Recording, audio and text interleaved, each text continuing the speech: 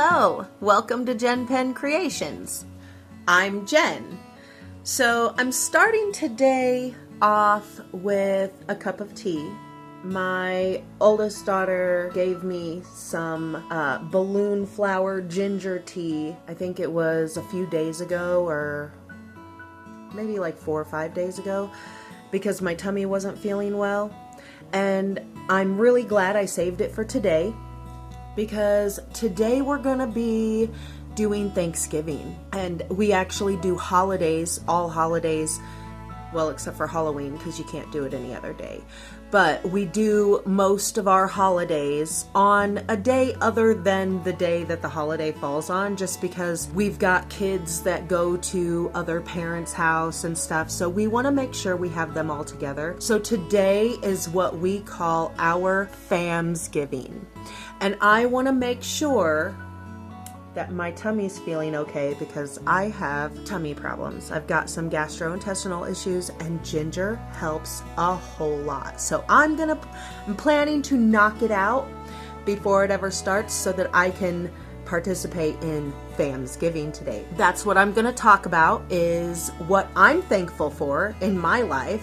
Maybe you can reflect on some things that you're thankful for in your life. Tell me about it in the comments, and we'll get started on that right now.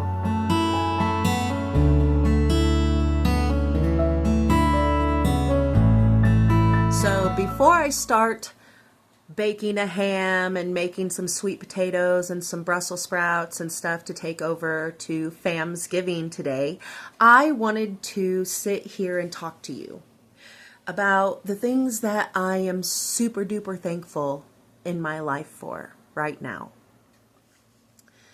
The first thing I'm very, very thankful for is my family.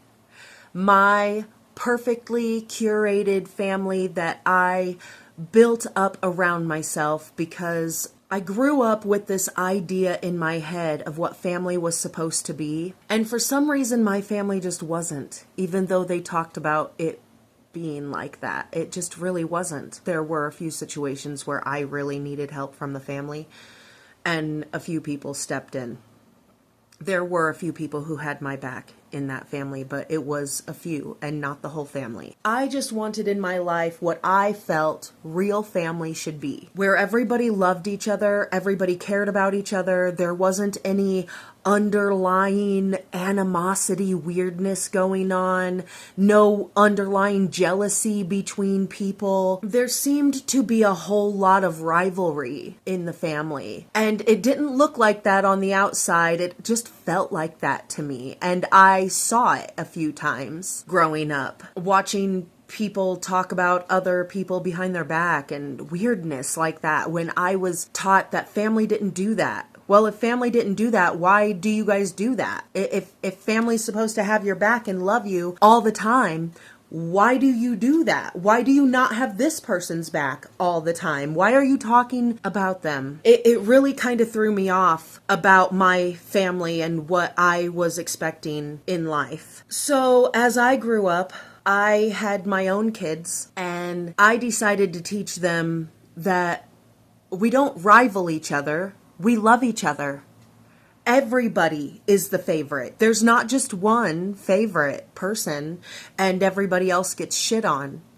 That's not the way it should be. I mean, we should love everybody in our family, right? Shouldn't we have everybody's back and love everybody as the favorite?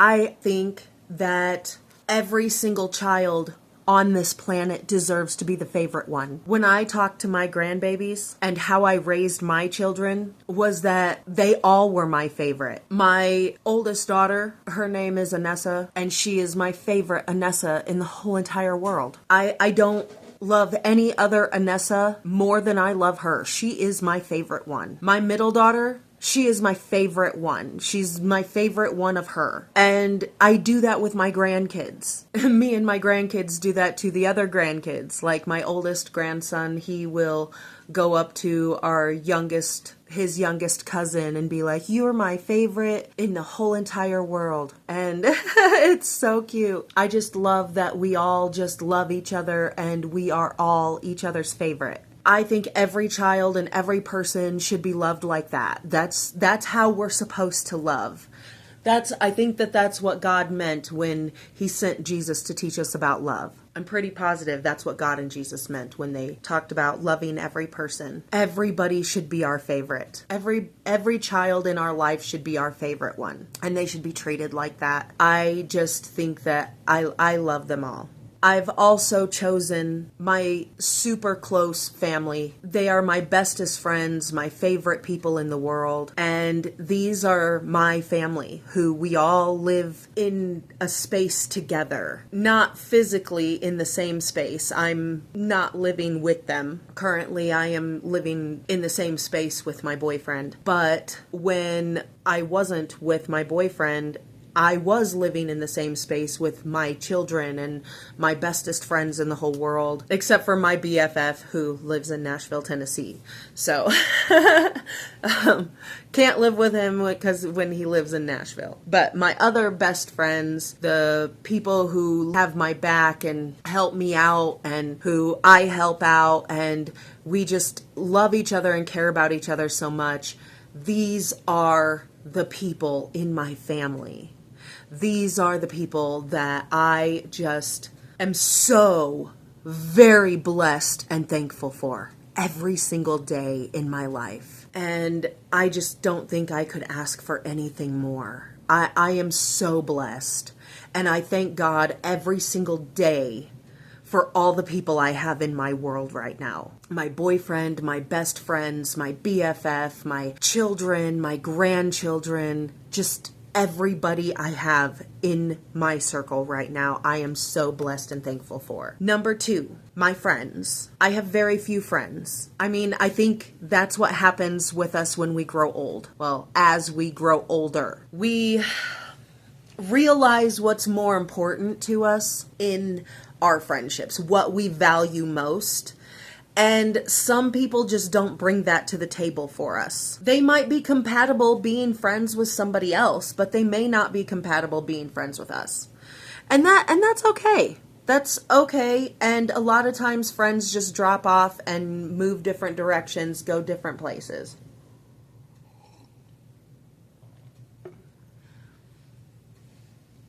And I am very, very, very thankful for the few friends that I do have. I go hiking by myself a lot because I have very few friends, and the friends that I do have, I mean, most people work and have other lives and stuff. So I will send a message out and be like, "Hey, you want to go hiking with me?" If I don't get anything back, that's fine. It's not a big deal. I'll go hiking and it's no big deal. And then they'll get back to me a day or two or a week later and be like, "Oh, hey, how's it going? Blah, blah, blah." And if I have time that day, we'll hang out. And if I don't, then it goes on until the next time that one of us has a chance and gets in touch with each other. It's just the way that is. And I am A-okay with friends like that because I am a friend like that. So to me, I know that there are people out there who don't like that, who would be very offended if they sent me a message and I didn't get back to them for a week. They would be offended by that. But it doesn't matter what's going on in my life. It doesn't matter if my child is going through some serious hard time right now and I had to take care of kids or anything like that. It doesn't matter. They're offended because I couldn't get back to them within the week. So those are the people that I can't really be friends with you because I have a family that I have their back, and when they need me, I'm there. I also get super high anxiety, and sometimes it overwhelms me and it takes me a few days to come down off of that. And sometimes I just need to sit at home and not go anywhere and not deal with what's going on outside. Just clean the house and make ornaments or make things with a 3D printer or with my 3D pen, make videos for YouTube, sit at home and do these things instead of going out into the world and dealing with anxiety and being around people. Sometimes I just can't people that day. I mean, sometimes I can't people for like 5 days. And that should be okay with somebody who is actually my friend, who knows and understands me and loves me for who I am. Just like I understand if I reach out to a friend and they don't get back to me for like a week or so. That's okay. I understand not all of us can people at the same time. Not all of us can people every day. I know I can't. Sometimes I get very overwhelmed. Yesterday was the first day I had to myself in like 4 days, and it was so nice. Not to myself. It was me and my boyfriend here yesterday, and it was so nice. I didn't drive anywhere. I rode in the car with my boyfriend. We went to the furniture store to go look for a chair for his dad, but I didn't drive anywhere. I didn't really have to deal with people a whole lot because we only spent like maybe 20 minutes inside the furniture store. So then we left and got some food and came home and watched TV. It was so relaxing after like 5 days of being around everybody. Today is our Famsgiving, so I'm going to be around everybody again today, but I'm okay and I'm looking forward to it. I just am so excited. I love my family. I love my friends. I am so blessed and thankful for everybody who knows and understands me and loves me and has my back. And the third thing that I am thankful for is my life in general. Just where I'm at in this life. My place, where I reside here, I'm very happy with where I'm at. I am happy with my boyfriend and our kitty and taking care of the house and taking care of my chickens. I'm happy with the place that I'm at in my head and in my physical space. I'm very happy with the hobbies that I have. I love my YouTube channel. I love hanging out with you twice a week. Sometimes I get my videos out a little late, but it happens. I am actually very, very, very happy with my state of mind these days. I'm in a pretty good state of mind right now. And I really love that for me because I wasn't for a long time. And I didn't show it on the outside because I had babies to raise.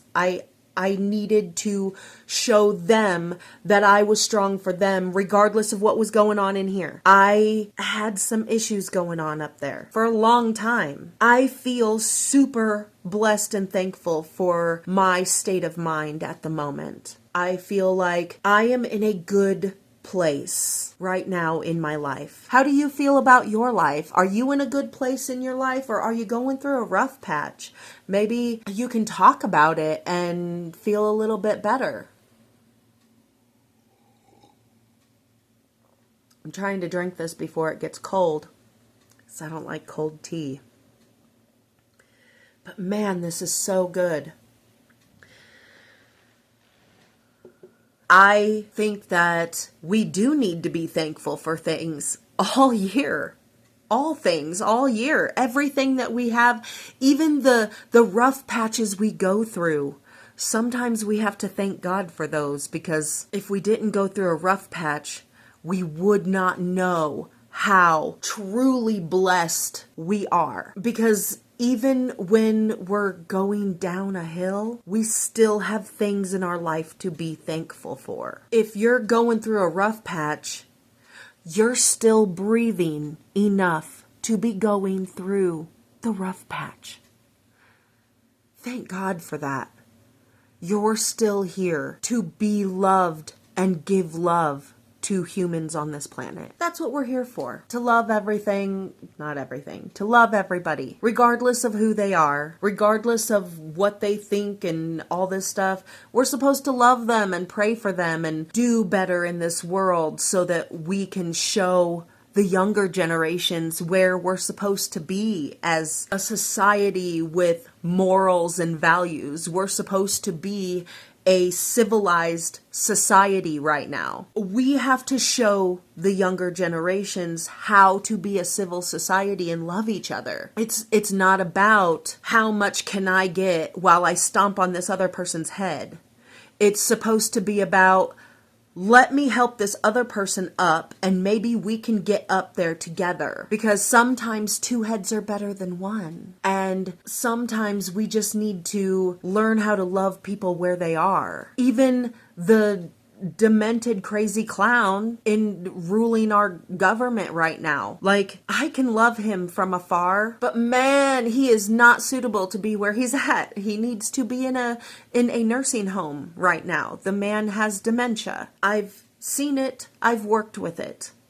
He has dementia and he should not be there. He's not fit to be in the position he's in. He's going nuts up there. I don't know how else to say it, but I can love him from afar, and I can pray that people around him do the right thing for him. Because right now, they're just putting on a circus, and he is the ass clown in it. It's horrible watching them do this to a person with dementia. It's just not okay. I feel like there comes a time when it becomes elderly abuse. I'm just not sure about really what's happening up there, but it's starting to wig me out a little. But I can still love him, and I can still love all the people and not wish them ill will, just wish and pray for them to see the error, the illogic there. I'm just hoping and praying that that can happen. I still love all people. I think that that's what we're supposed to do. And if any of those people who voted for the demented clown and still backs up the demented clown need help, need food, need love, if I can help provide it, I will. I do that for the people I love. And we're supposed to love everybody. We're supposed to give, and we're supposed to love, and we're supposed to take people in, and we're supposed to do all of that. So I hope that you take something from this thankfulness rant I went on today and go do something amazing for somebody in this world that you love. Be thankful for the things that you have, whether you're going through a storm or not. We're still supposed to cry out in thanks to God or the Creator or yourself or whatever you've manifested for you, whatever your mythology is that you believe and have faith in. Cry out and say thank you for everything that you have. And I hope that you have a wonderful, blessed day. And I'll see you in the next one. Bye.